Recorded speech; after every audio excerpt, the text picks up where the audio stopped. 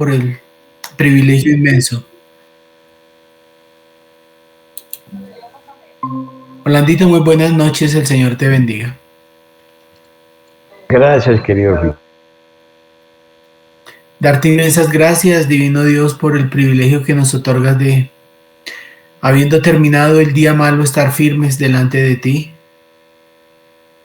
Y no podemos desconocer que los días son malos, porque estamos envueltos en una atmósfera de pecaminosidad, Señor, aunque apartados, Señor, aún en la tierra, apartados por tu amor, apartados por tu bondad y por la divina influencia de tu precioso Espíritu, Señor. Gracias por toda la manifestación tan preciosa que en este día tuviste para con nosotros, desde el mismo despertar hasta este punto y hora del día, Señor. Bendecimos, Dios, la vida de nuestro pastor que hace 8 días nos compartió la palabra. Bendecimos la vida de todos nuestros hermanos de Misión Cristiana Colombiana y lo que pudieron recibir de ti a través de este siervo tuyo, amado Señor. Bendecimos también, amado Señor, la obra que se ha venido realizando con el Ministerio de los Gedeones en la colocación de la palabra en las diferentes instancias educativas y finalmente del público en general en este Blitz, Padre precioso, que queremos rogarte, Dios, que hayan muchos convertidos, Padre amado, que hayan muchos que a través de tu verdad, como ha sido tu promesa, vengan al conocimiento de tu palabra.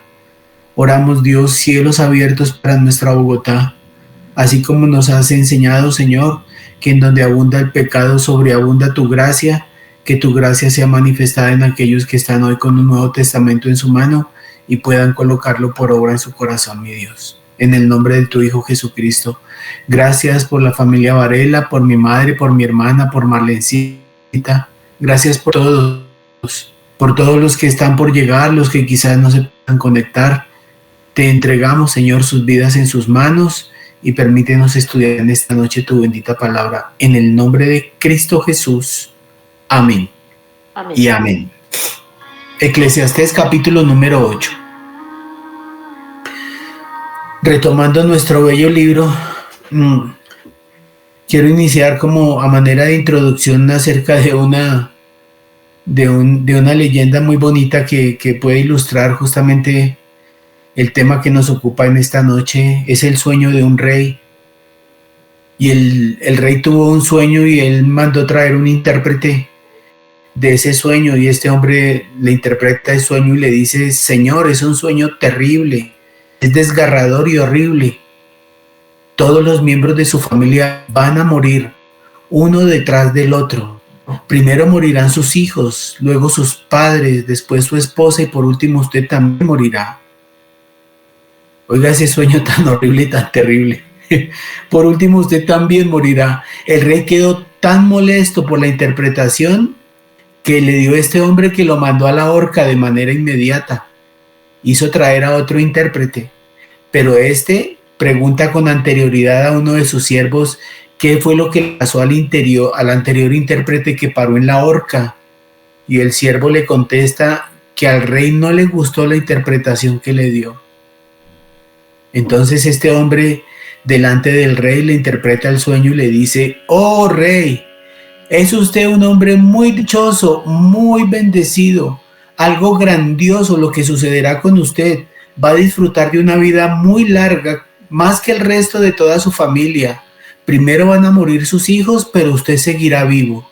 Después morirán sus padres, pero usted seguirá vivo, rey. Y luego morirá su esposa, pero usted seguirá vivo. Eso es grandioso, rey. Larga vida para el rey. Y después de la muerte de toda su familia, también lo visitará usted. Entonces el rey quedó con sueños de esa manera, y el hombre le respondió: el hombre que está allí afuera colgado, oh gran rey.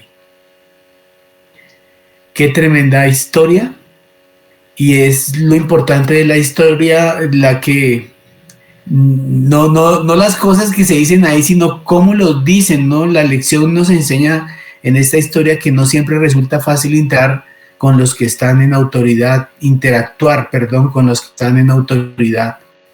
Recordar que estamos viviendo en un mundo complicado e impredecible, donde las cosas no siempre salen como esperamos. Entonces, ¿cómo podemos conducirnos apropiadamente en un mundo que resulta ser tan extraño y paradójico? Hay unos consejos que el rey Salomón en este capítulo 8 nos va a dar. Son 18 versículos y lo vamos a hacer con toda sencillez y con contundencia como el Espíritu Santo nos quiera guiar. El primer consejo dentro de todas estas cosas de vivir en un mundo tan paradójico y tan lleno de injusticias es que debemos actuar con prudencia con aquellos que están en el poder. Actuar con prudencia y con sabiduría con aquellos que se encuentran en el poder. Versos número 1 y 2. ¿Quién como el sabio? ¿Y quién como el que sabe la declaración de las cosas?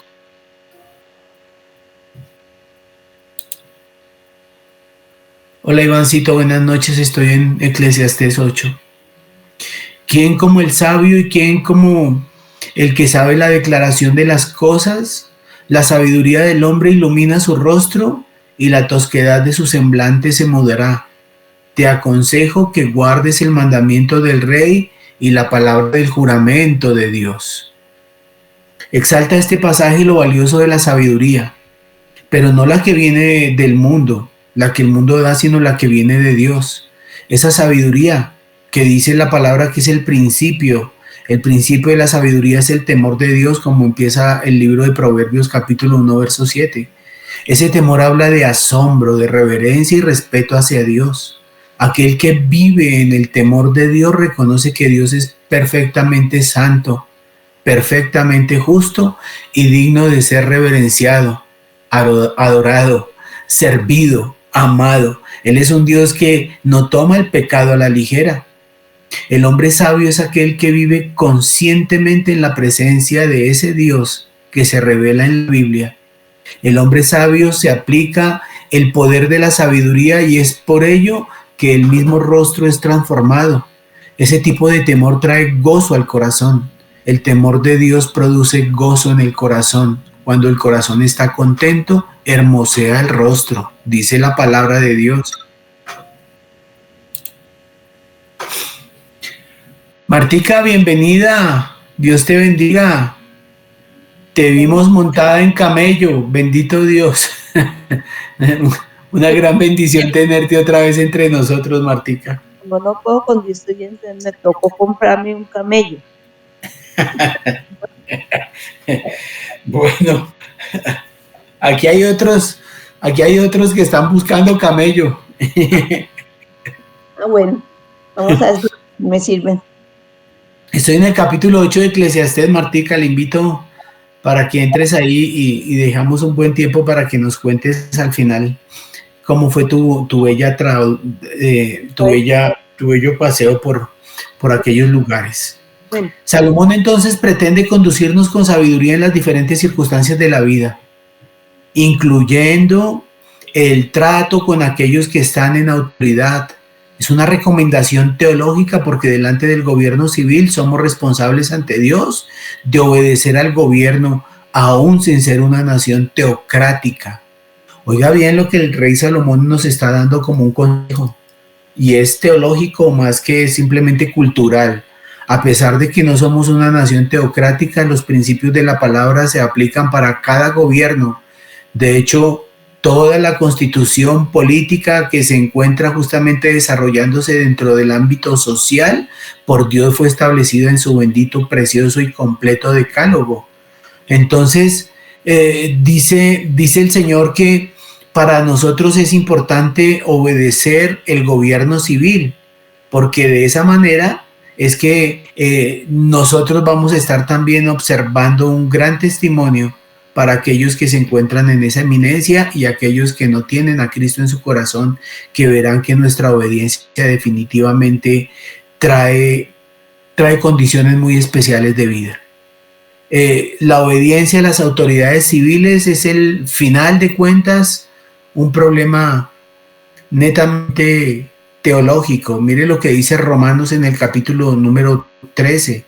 Sométase toda persona a las autoridades superiores, porque no hay autoridades sino de parte de Dios, y las que hay por Dios han sido establecidas. De modo que quien se opone a la autoridad, a lo establecido por Dios, resiste. Y los que resisten acarrean condenación para sí mismos.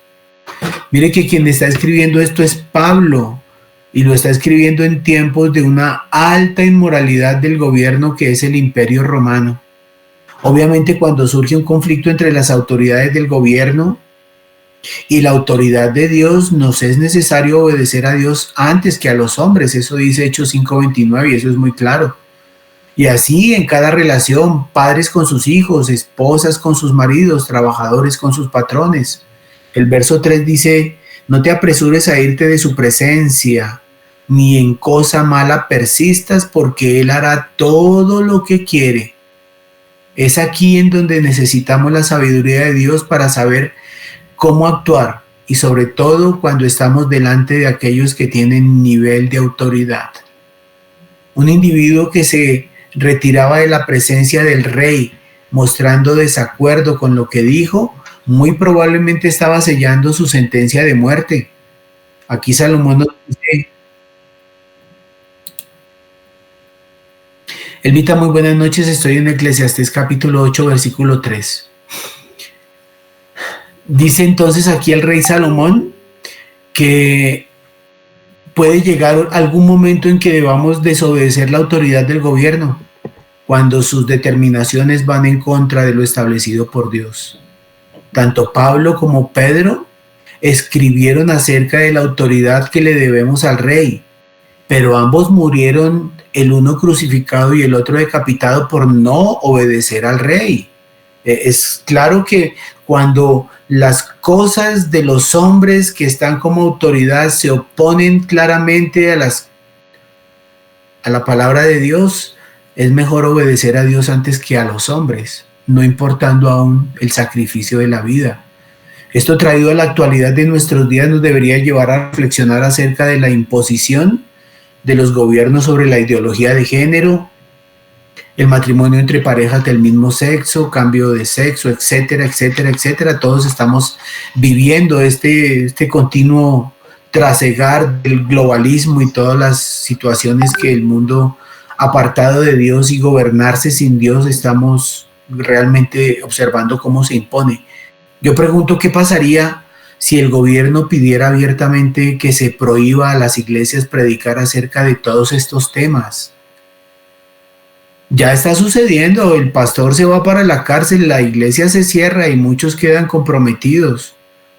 Ese sería un buen punto a considerar si llegaran a la Misión Cristiana Colombiana a prohibirnos decir que el homosexualismo es pecado. ¿Usted qué haría? Como dice la canción, ¿usted qué haría? No, sencillamente decir: la palabra de Dios dice que el homosexualismo es pecado, y en esa palabra estamos, y Dios no va a cambiar. No importa en dónde terminemos, pero lo que debemos hacer es desobedecer a la autoridad y seguir predicando la palabra de Dios. Así de clara debe ser nuestra posición. Pero Salomón nos dice, es que no nos precipitemos a decir cosas que van en contra de la autoridad, y no persistir en cosas malas. Nunca pensar siquiera en querer vengarse con los que se encuentran en autoridad. Yo sé que hay tanta injusticia, mis hermanos, pero Romanos, en el capítulo 12, miren lo que dice el verso 17: no paguéis a nadie mal por mal, procurad lo bueno delante de todos los hombres, y si es posible, en cuanto dependa de vosotros, tened paz con todos los hombres. No os venguéis vosotros mismos, amados míos, sino dejad lugar a la ira de Dios, porque escrito está: mía es la venganza, yo pagaré, dice el Señor. Una razón práctica que encontramos en ese versículo número 3 dice: porque Él hará todo lo que quiere, pues la palabra del rey es con potestad, y ¿quién le dirá qué haces? Como quien dice: y al gobernador, ¿quién lo ronda? Y al rey, ¿quién le pide cuentas? Gracias a Dios estamos viviendo en un régimen, no estamos viviendo en un régimen totalitario, lo vivimos en algún momento, aquí vivimos por ahí ciertas dictaduras, las dictaduras militares, pero el punto es que ellos, los reyes, no tenían ningún ser humano al cual rendir cuentas acerca de nada. Vivían como la parábola del Señor Jesucristo con respecto al juez injusto, que no temía a Dios ni respetaba a hombre alguno. ¿Cómo debemos reaccionar obedeciendo en la medida de lo posible y tratando de discernir cuál sería el mejor curso de acción? Dice el versículo número 5. El que guarda el mandamiento no experimentará mal, y el corazón del sabio discierne el tiempo y el juicio. Esta no es una promesa absoluta, pero la obediencia por lo general cosecha buenos resultados. Note lo que está diciendo, el que guarda el mandamiento no experimentará el mal. No siempre es así. Acuérdese que de Génesis 3 para acá no podemos hablar de justicia e injusticia. Hay tanta injusticia que el ser más santo y puro paró en una cruz. Y eso no hay cómo justificar la injusticia más grande que el ser humano ha cometido. Al mismo autor de la vida lo crucificamos. Entonces, Romanos capítulo 13, verso 3 dice, en el lenguaje actual, es la traducción muy bonita que encontré, porque los que gobiernan no están para meterle miedo a los que se portan bien. Mira, aquí hay una condición muy especial. Los que gobiernan no están para meterles miedo a los que se portan bien, sino a los que se portan mal. Si ustedes no quieren tenerles miedo a los gobernantes, hagan lo que es bueno y los gobernantes hablarán bien de ustedes, porque ellos están para servir a Dios y para beneficiarlos a ustedes. Pero si ustedes se portan mal, pónganse a temblar, porque la espada de ellos no es de adorno. Ellos están para servir a Dios, pero también para castigar a los que hacen lo malo. Así que ustedes deben obedecer a los gobernantes, no solo para que no los castiguen, sino porque eso es lo correcto. Los gobernantes están al servicio de Dios y están cumpliendo un deber. Así lo estén haciendo de manera torcida. María Antonia, muy buenas noches. Estoy en el capítulo 8 de Eclesiastés. Sabemos que no siempre es así. De hecho, en las cortes jurídicas vemos tanta iniquidad, tanto desequilibrio, tanta desigualdad. Pero por causas de conciencia, mis queridos amigos, de ser hijos de Dios debemos obedecer. Es así de sencillo. Y para cualquier duda al respecto, lo que sí podemos decir es: Señor, ¿qué hago en esta condición? Señor, ¿qué hacer en aquello otro? Mira que al pedir sabiduría de Dios en situaciones tan difíciles con respecto a los que se encuentran en eminencia, a las autoridades gubernamentales, Mateo 22, ¿se acuerdan que el Señor les refiere una preciosa parábola de qué hacer en momentos en donde uno no sabe qué decisión tomar? Dice que entonces se fueron los fariseos y consultaron cómo sorprenderle en alguna palabra al Señor Jesucristo. Mateo 22, verso 16 dice, y le enviaron los discípulos de ellos con los herodianos, diciendo, Maestro, sabemos que eres amante de la verdad y que enseñas con verdad el camino de Dios y que no te cuidas de nadie porque no miras la apariencia de los hombres. Oiga esta salamería tan repleta de gran verdad. Salamería con toda la cantidad de verdad, pero finalmente salamería tratando de buscar justamente sorprender al Señor Jesucristo en alguna palabra. Y llama la atención que fueron los fariseos que se estuvieron asociando con los herodianos. Mira cómo se asociaron este par de enemigos, sabiendo que su enemigo principal era el Señor Jesucristo, y por eso hasta esa enemistad, por causas de la enemistad con el Señor Jesucristo, terminaron siendo como socios. Dice el verso 17, dinos pues qué te parece, ¿es lícito dar tributo a César o no? Pero Jesús, conociendo la malicia de ellos, les dijo, ¿por qué me tentáis, hipócritas? Ustedes conocen perfectamente cuál era la intención. Si el Señor decía hay que pagar tributo a César, se estaba echando a toda la nación encima porque ellos estaban cansados de estar pagando tributo a César. Pero si decía no, no es necesario pagar tributo a César, pues ahí estaban los herodianos, que también tendrían ya una condición para echarle mano al Señor Jesucristo y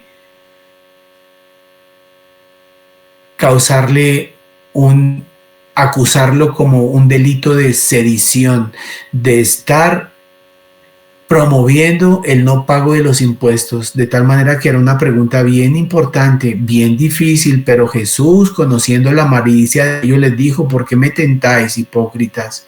Mostradme la moneda del tributo. Y ellos le presentaron un denario. Entonces les dijo: ¿de quién es esta imagen? Y la inscripción, le dijeron: de César. Y el Señor, mira, de esta manera tan sabia les dijo: dad a César lo que es de César y a Dios lo que es de Dios. O sea, le respondió de una manera tan preciosa, tan puntual, que los dejó a todos tan sorprendidos que el verso 22 dice: oyendo esto se maravillaron y dejándole se fueron. El dilema sería para nosotros: ¿a cuál de los dos grupos desagradó? Es decir, si no supiéramos nosotros de este texto y nos hicieran esta pregunta, ¿a quién podríamos nosotros estar desagradando y a quién favoreciendo con nuestra respuesta? Ese es el tipo de sabiduría que Salomón nos está recomendando. Otros ejemplos: los herodianos y los fariseos, ellos no se podían ni ver y eran enemigos, pero por causa del Señor Jesucristo se amistaron para confabularse contra él. En el capítulo de Lucas nos está diciendo que se confabularon, capítulo 3 de Marcos capítulo 3, verso 6. Perdónenme que yo no escribí aquí en mis apuntes esa cita, pero aquí la tenía en la memoria. Marcos capítulo 3, en el verso 6 dice: y salidos los fariseos tomaron consejo con los herodianos contra él para destruirle. Mira cómo ellos se confabularon para destruir al Señor Jesucristo. Pero el versículo 7 dice algo bien bonito y puntual: mas Jesús se retiró al mar con sus discípulos y le siguió gran multitud de Galilea y de Judá. Mas Jesús se retiró, porque para todo lo que quieres tiene tiempo el Señor. O sea, Jesús nos recuerda que nos ha enviado como a ovejas en medio de lobos, pero que necesitamos ser prudentes como la paloma, pero astutos como la serpiente. Eso es una gran respuesta. Cuando el Señor vio todo esto que se confabularon, Él no se puso justamente a discutir ni a buscar allí ningún gran mal, sino que sencillamente se retiró. Hay peleas que hay que dar y hay peleas en las que hay que retirarse. Y el Señor aquí nos está diciendo: sean prudentes como la paloma, pero astutos como la serpiente. Porque el mal del hombre es grande sobre él, dice el versículo 7 de Eclesiastés capítulo 8. Porque el mal del hombre es grande, dice ese versículo. Pues no sabe qué ha de ser, y cuando haya de ser, ¿quién se lo enseñará? Porque el mal del hombre es grande sobre él, verso 6 dice. Nos recuerda entonces, Jesús nos recuerda que debemos de tener esa sabiduría, y cuando nos haga falta esa sabiduría, pedirla de lo alto, ¿no? De lo alto. Para este momento, Santiago nos está diciendo que si alguien tiene falta de sabiduría, que se la pida a Dios y Él la dará abundantemente y sin reproche. Debemos actuar con prudencia en este mundo peligroso en el que vivimos, mis queridos hermanos. Muchas veces, haciendo lo correcto, las cosas nos salen mal. Por ello, el segundo consejo de Salomón es el siguiente: aceptar con mansedumbre y confianza aquello que no podemos cambiar. Como la oración de los alcohólicos y narcóticos: Señor, serenidad para aceptar las cosas que debo aceptar, sabiduría para cambiar aquellas que puedo, y algo así como, no, sabiduría para reconocer la diferencia, es lo que dice. Entonces, aceptar con mansedumbre y confianza aquello que no podemos cambiar. Verso 6, porque para todo lo que se quiere hay tiempo y juicio, dice el versículo 6, capítulo 8, Eclesiastés. Porque para todo lo que se quiere hay tiempo y juicio, porque el mal del hombre es grande sobre él. Verso 7, pues no sabe lo que ha de ser y el cuándo haya de ser, ¿quién se lo enseñará? Aquí lo que Salomón nos dice es que nadie finalmente sabe lo que vendrá. ¿Quién conoce el futuro? Nadie. Ni los adivinos. Ellos como adivinos siempre están simplemente hablando disparatadas. La vida de nosotros puede cambiar en un segundo. Una enfermedad, un accidente, la muerte de un ser querido, son cosas que cambian el curso de nuestra existencia para siempre. Algunos quisiéramos tener el control de las cosas, de las personas, de las circunstancias. Creo que todos queremos tener el control, pero lo único cierto es que no controlamos nada. No tenemos el control, no conocemos el futuro. Aún más, tampoco tenemos control sobre el presente. Mira el verso 8 como lo dice. No hay hombre que tenga potestad sobre el espíritu para retener el espíritu. No hay hombre que tenga esa potestad, dice, ni potestad sobre el día de la muerte, y no valen armas en tal guerra, ni la impiedad librará al que la posee. Esto quiere decir, no puedo decidir con que no me voy a morir hoy. No tengo esa potestad. Yo no tengo la potestad de decir cuándo es que me voy a morir. Yo no tengo esa capacidad. Dice, no tenemos potestad sobre el espíritu para retener el espíritu, ni potestad sobre el día de la muerte. Tú puedes hacer todo lo que quieras, pero debo decir que todos tenemos una cita con la muerte y nadie, absolutamente nadie llegará tarde a esa cita. Como decía un humorista muy conocido, ya murió hace tiempo, se llamaba Woody Allen, decía en tono de broma, yo no temo morir, simplemente es que no quiero estar allí cuando suceda. Pero Él está allí cuando suceda y todos nosotros a su debido tiempo también. Y cuando llegue ese momento, no importa cuán poderoso haya sido ese hombre, esa mujer en esta tierra, cuánto haya pecado, haya hecho su voluntad, la impiedad no librará al que lo posee, es lo que dice ese versículo, es lo que todos nosotros debemos de tener muy claro.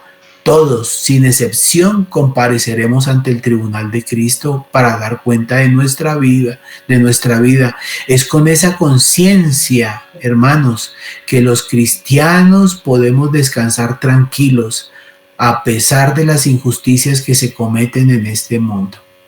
Verso 9. Todo esto he visto y he puesto mi corazón en todo lo que debajo del sol se hace. Hay tiempo en que el hombre se enseñorea del hombre para mal suyo. Esta es una terrible realidad en este mundo caído. El enseñorearse el hombre del hombre. Pero nuestro Dios Todopoderoso reina, y esa es una noticia grande que nosotros podemos tener con toda certeza. Él está sentado en su trono. Muchos se enseñorean.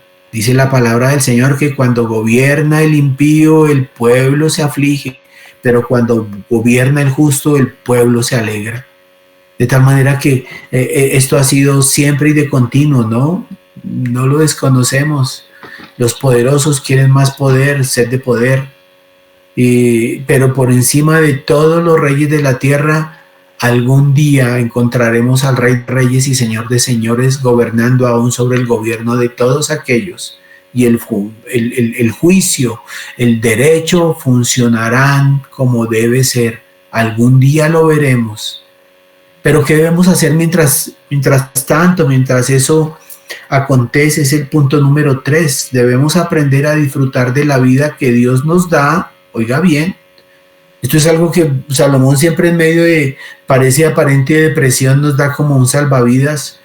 Debemos aprender a disfrutar de la vida que Dios nos da a pesar de las injusticias que se cometen en este mundo caído. Verso 10.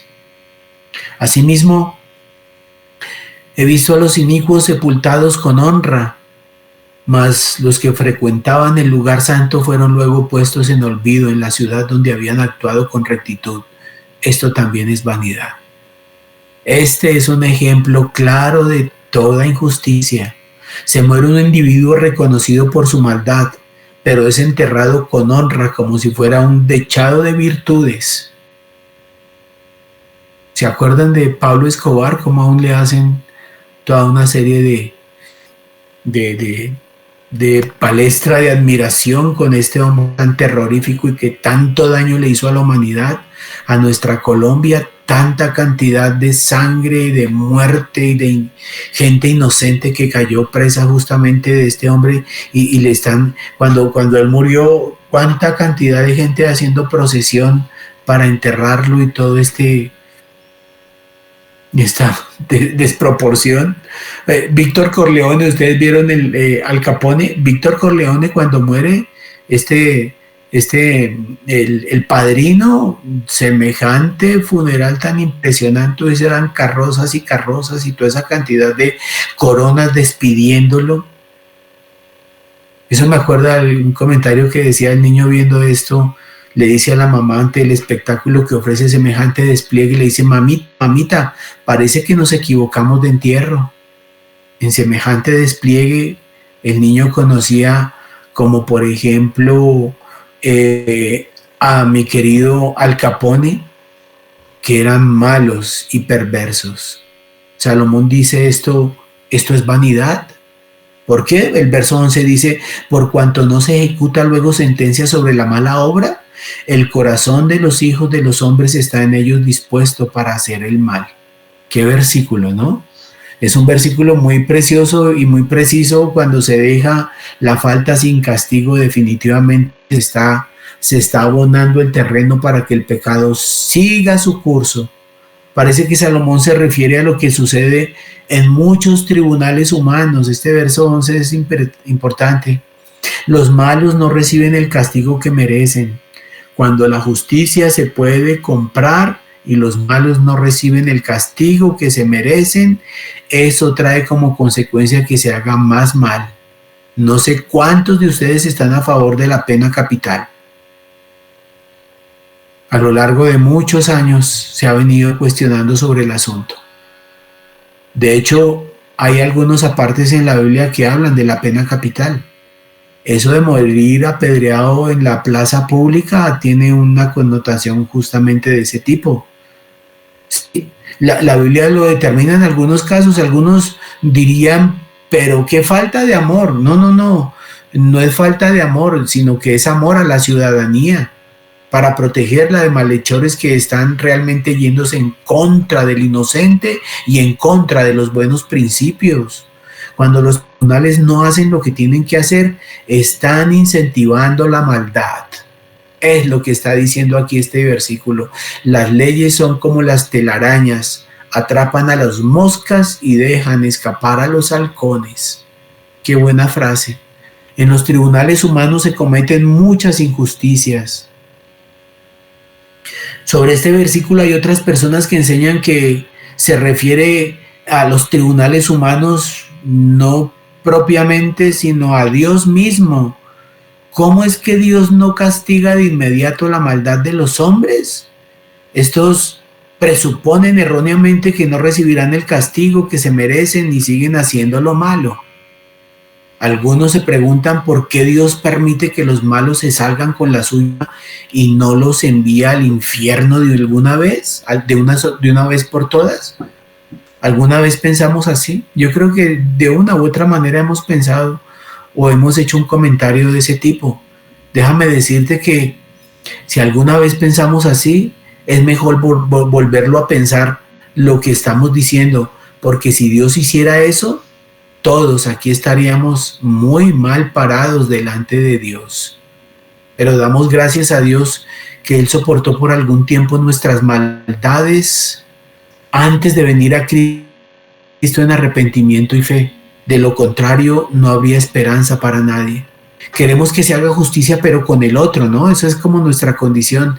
Pero es por su gran amor, por su paciencia y misericordia, que muchos, como Saulo de Tarso, terminan convertidos en el apóstol Pablo, o de Simón a Pedro, de hijos del trueno al apóstol del amor. Así que gracias a Dios por su paciencia, Como dice segunda de Pedro 3:9, el Señor no retarda su promesa, según algunos la tienen por tardanza, sino que es paciente para con nosotros, no queriendo que ninguno perezca, sino que todos procedan al arrepentimiento. Recordemos que la paciencia de Dios tiene un límite, como lo decían mis ancestros, la copa del Señor está que se rebosa. El verso 12 dice, aunque el pecador haga mal 100 veces y prolongue sus días, con todo yo también sé que les irá bien a los que a Dios temen. Escuchen bien, tal vez nosotros haciendo bien llevemos males, pero al final de cuentas, los que hacemos el bien también nos irá bien, porque tenemos el temor de Dios, los que temen ante su presencia. Verso 13, y que no le irá bien al impío, ni le serán prolongados los días, que son como sombra, por cuanto no temen delante de la presencia de Dios. ¿Hay vanidad que se hace sobre la tierra?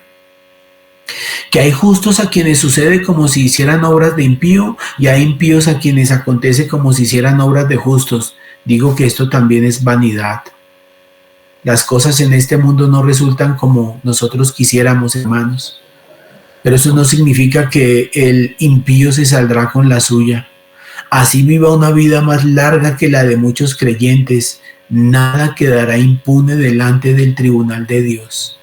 Está establecido para los hombres que mueran una sola vez y después de esto el juicio. Así de que no hay reencarnación, no hay transliteración de espíritus, no hay nada de estas cosas que hablan por allá los que viven en esas religiones como medio complicaditas de entender. Recuerda que Dios no puede ser burlado. Todo lo que el hombre sembrare, eso también segará. Así que podemos esperar pacientemente en la justicia de Dios y mientras tanto podemos disfrutar de los buenos dones que Él nos da. Disfrutar de los buenos dones que Él nos da, es lo que dice el versículo 15, es lo que hemos venido observando como el ancla de salvación y el fijar nuestra atención en medio de los conflictos que debajo del sol se viven con respecto al ser humano. Verso 15 dice, por tanto, alabé yo la alegría que no tiene el hombre bien debajo del sol, sino que coma y beba y se alegre y que esto le quede de su trabajo los días de su vida que Dios le concede debajo del sol. Esto me recuerda del capítulo 2 de Eclesiastés, versículo número 26, 2:26, como el Señor dice, porque al hombre que le agrada a Dios le da sabiduría, ciencia y gozo, mas al pecador da el trabajo de recoger y amontonar para darlo al que agrada a Dios. También esto es vanidad y aflicción de espíritu. Miren lo que dice 3:12. En capítulo 3, verso 12 dice, yo he conocido que no hay para ellos cosa mejor que alegrarse y hacer bien en su vida, y también esto es don de Dios, que todo hombre coma y beba y goce el bien de toda su labor. ¿Sabe qué nos está diciendo? Que podemos estar, mientras esperamos la justicia de Dios, la verdadera, gozarnos de los dones, aún en medio de la injusticia que humanamente vivimos. Gozarnos de sus dones, gozarnos de su bendición. El capítulo 5, verso 18, mire lo que dice el autor de esta carta, dice aquí pues, el bien que yo he visto, que lo bueno es comer y beber y gozar uno del bien de todo su trabajo con que se fatiga debajo del sol todos los días de su vida que Dios le ha dado, porque es su parte. Asimismo, a todo hombre a quien Dios da riquezas y bienes y le da también facultad para que coma y beba de ellas y tome su parte y goce de su trabajo, porque esto es don de Dios.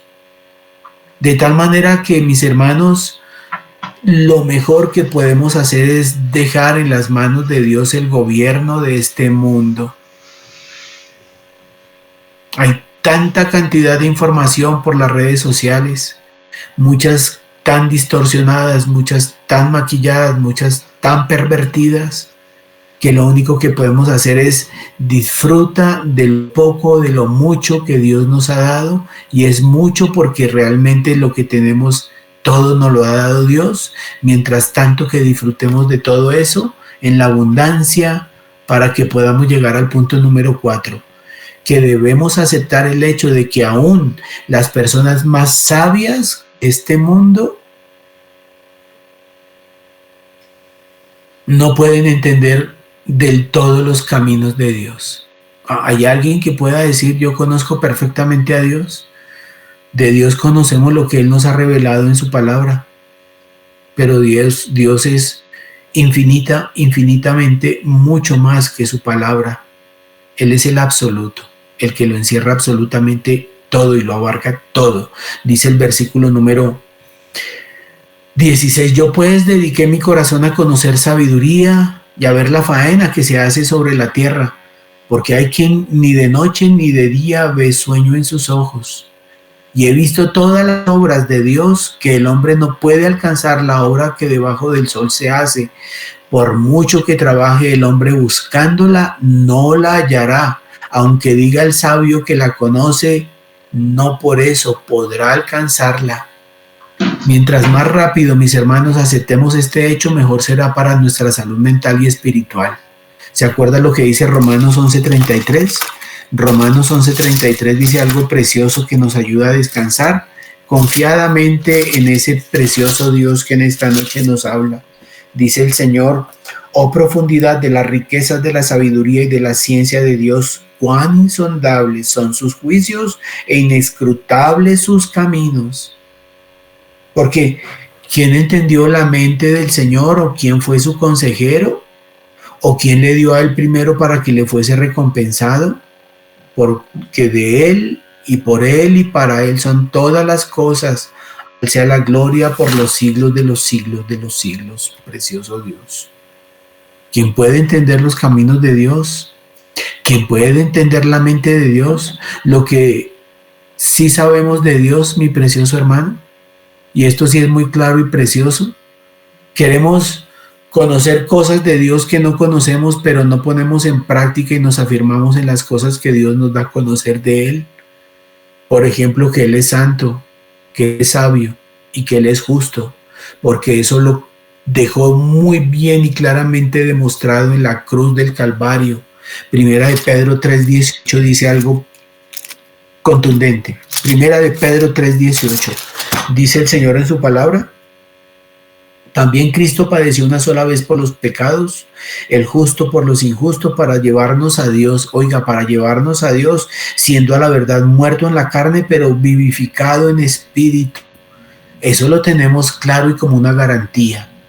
A veces queremos conocer mucha doctrina, poca práctica, pero lo que conocemos de Dios debería darnos la consistencia para estar viviendo bajo este mundo tan lleno de injusticia, tan lleno de contradicciones, tan lleno de paradojas, pensando y observando simplemente la cruz, porque en la cruz vemos también el amor y la bondad de Dios. ¿Acaso no podemos confiar en un Dios como el nuestro? La gran lección de este capítulo de Eclesiastés es que las cosas que sí entendemos de Dios son suficientes para descansar confiados en Él y en sus promesas, porque Él es santo, porque Él es soberano y porque Él es fiel. Escuchen una cosa, hermanos, observando todos los reyes en su potestad, cómo han venido haciendo y deshaciendo, como en esas cohortes de los que se encuentran en eminencia, hacen tanta injusticia y aplican con inequidad toda justicia. Hay un rey justo, hay un Dios supremo, y ese rey de reyes y señor de señores vendrá a gobernar con todo poder y justicia, y toda rodilla se doblará y toda lengua confesará que Jesucristo es el Señor, para gloria de Dios Padre. Él es soberano, Él es fiel, Él es el rey justo. Él es nuestro sol de justicia, está en nuestro corazón y pronto amanecerá y le veremos, dice la palabra. Él posee suprema autoridad, está sobre todos los reyes de la tierra y Él es el rey de todo el universo. A Jesucristo sea la gloria por los siglos de los siglos, mis preciosos hermanos. Qué lindo capítulo. A veces uno como que se enreda, pero viendo justamente el trasfondo, el contexto, le encuentra tanto sentido a poder vivir con sabiduría en medio de un mundo tan caído y tan lleno de perversión. Somos luminares en medio de una generación maligna y perversa, y es lo que Dios quiere que nosotros seamos, aquellos portadores de su verdad, aquellos que podamos estar asumiendo la autoridad sin cuestionarla, mientras esa autoridad no se meta con las bendiciones y los gobiernos divinos establecidos en su ley y en nuestro corazón. A Él sea la gloria eternamente y para siempre. Amén. Hermana